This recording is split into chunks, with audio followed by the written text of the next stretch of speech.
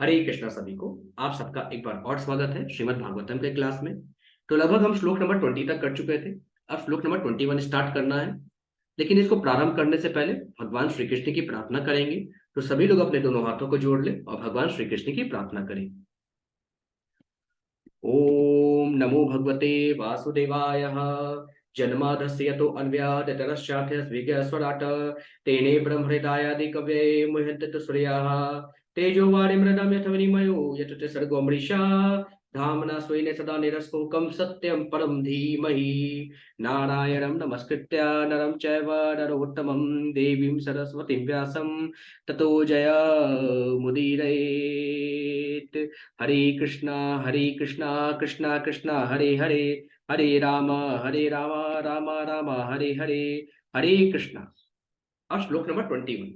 न भजति कुम निशीणां स यज्ञां हरिधनात्म धन प्रियो रसज्ञः श्रुत धन कुल कर्मणां मर्दये विदधति पापम किंचनेषु सत्सु। अब नारद मुनि कहते हैं, भगवान उन भक्तों को अत्यंत प्रिय होते हैं जिनके पास कोई भौतिक संपत्ति नहीं है, किंतु जो भगवत भक्ति को ही अपना धन मानकर प्रसन्न रहते हैं। दरअसल भगवान ऐसे भक्तों के भक्ति कार्यों का आनंद लेते हैं। जो लोग अपनी शिक्षा, संपत्ति, कुलीनता और सकाम कर्म इत्यादि भौतिक वस्तुओं के वध से फूले रहते हैं, वे कभी कभी भक्तों का उपहास करते हैं। ऐसे लोग यदि भगवान की पूजा करते भी हैं तो वे उसे कभी स्वीकार नहीं करते। फिर आगे जो है नारद मुनि कहते हैं, श्रियमन उचरतिम तदर्थी अनश्च विपदपति अन्विबुधां पश्च यतस्व न भजति निज भृतय वर्गतंत्रः कथमौ मूढविश्य सृजेत् पुमान कृतज्ञः। अब यहाँ पे नारद जी कहते हैं, यद्यपि श्री भगवान आत्मनिर्भर हैं, किंतु वे भक्तों पर आश्रित हो जाते हैं। वे न तो लक्ष्मी जी की परवाह करते हैं और न उन राजाओं तथा देवताओं की जो लक्ष्मी जी के कृपा भाजन बनना चाहते हैं। ऐसा कौन व्यक्ति होगा जो वास्तव में कृतज्ञ होते हुए भी भगवान की पूजा न करे।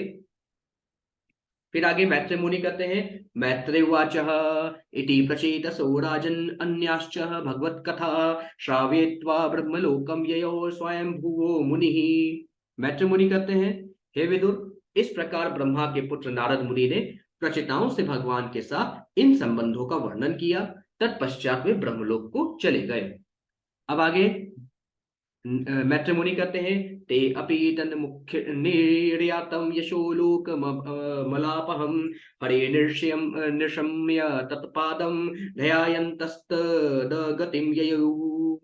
अब मैत्रेय मुनि कहते हैं, नारद के मुख से संसार के समस्त दुर्भाग्य को दूर करने वाली भगवान की महिमा को सुनकर प्रचेता गण भी भगवान के प्रति आसक्त हो उठे। वे भगवान के चरण कमलों का ध्यान करते हुए चरम गंतव्य को चले गए।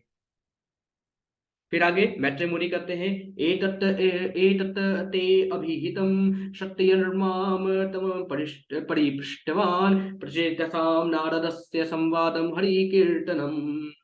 अब मैत्रेय मुनि कहते हैं, हे विदुर, मैंने तुम्हें वह सब कुछ सुना दिया जो तुम नारद तथा प्रचेताओं के भगवत कथा संबंधी वार्तालाप के विषय में जानना चाह रहे थे।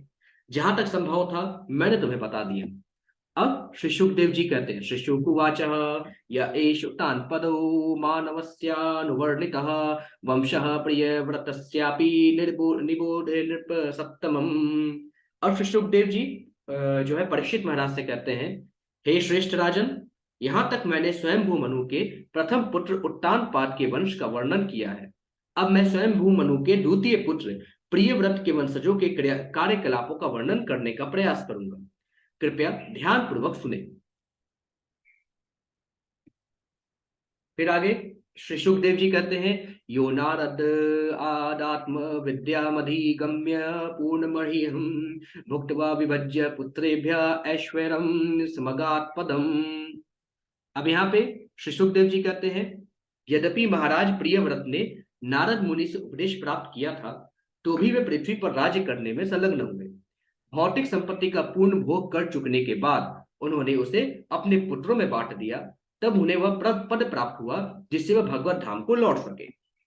फिर आगे श्री सुखदेव जी कहते हैं, इमाम तु कौशार्विणौ पवर्णिताम शत्तः निशम्या जितवाद सत्य कथाम प्रवृद्ध भावो अश्रुकलाल कुलो मुने दर्दधार मूर्धना चरणम हृदा हरि। अब यहाँ पे सुखदेव जी कहते हैं, हे राजन, इस प्रकार मैत्रेय मुनि से भगवान तथा उनके भक्तों की दिव्य कथाएं सुनकर विदुर भाव विभोर हो गए उठे। आंखों में आंसू भरकर वे तुरंत अपने गुरु के चरण कमलों पर गिर पड़े। तब उन्होंने अपने अंतःकरण में भगवान को स्थिर कर लिया। फिर आगे विदुर बोलते हैं, विदुरुवाच सो अयमद्य महायोगिन भवता करुणात्मना दर्शित अस्तमसः पारो यन्ना किंचन गो हरि। अब विदुर जी मैत्रेय मुनि से कहते हैं, हे परम योगी, हे भक्तों में महान, आपने अहेतु की कृपा से मुझे इस अंधकार रूपी संसार से मोक्ष का पथ प्रदर्शित किया है। इस भौतिक संसार से मुक्त पुरुष इस पथ पर चलकर इस संसार से भगवान के धाम को वापस जा सकता है।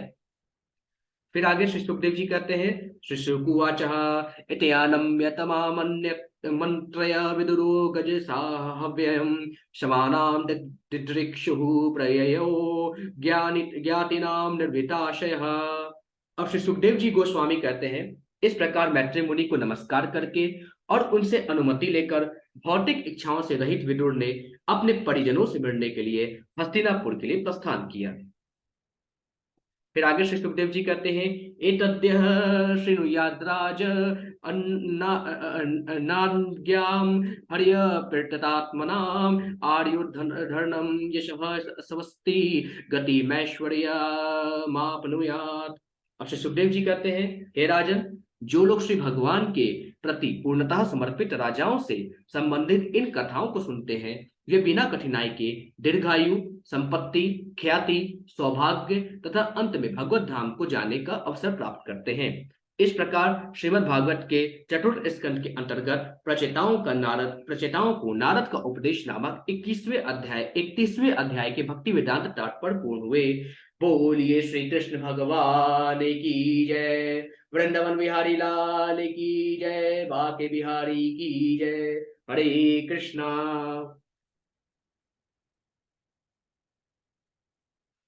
यहाँ पे आपका चैप्टर नंबर 31 समाप्त होता है।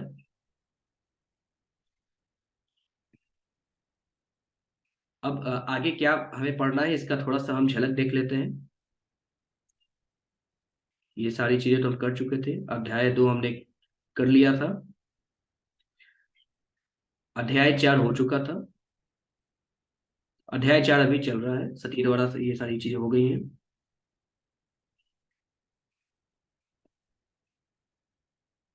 ये सब 5वां अध्याय था, ये सारी चीजें हमने कर ली हैं।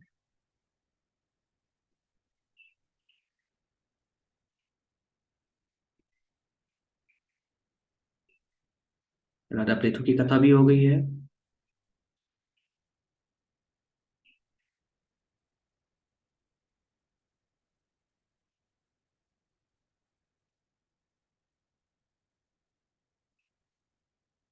पुरंजन की कथा भी हो गई, प्रचेताओं की कथा हो गई है। इतना हमने कर लिया है।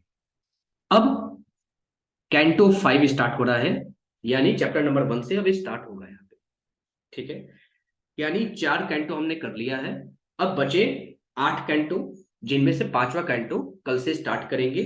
आज के लिए बस इतना ही। सभी को हरे कृष्ण।